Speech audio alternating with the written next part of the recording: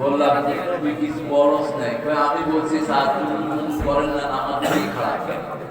ওই মানুষ বুঝতে আমি বুঝেছি।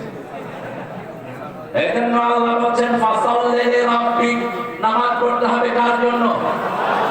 আল্লাহর জন্য। তিনি সব কিছু দেখেন। হুয়া মাআকুম আইনামা কুনতুম। এই যে আপনারা প্রশংসা করেন, আমরা স্টেজে ওঠার সময় আল্লামা সাইদিকে একজন জিজ্ঞেস করলো, হুজুর আপনাকে যখন স্টেজে এরকম তাকবীর দিয়ে আনা হয় আপনার কেমন লাগে? তিনি কাঁদা শুরু করেছেন। তিনি বলছেন তোমরা আমার জন্য দোয়া করো, আল্লাহ যেন এই কথা আমাকে না বলে তোর নামে অনেক তাকবীর হয়েছে, তুই আমার কাছে কি চাস? আমি ভয় পাই যখন মানুষ আমার নামে তাকবীর দেয়। রাসূলের সামনে যখন কেউ প্রশংসা করতেন, রাসূলের সাহাবীরা একটা দোয়া করতেন, আল্লাহুম্মা পড়েন, আল্লাহুম্মা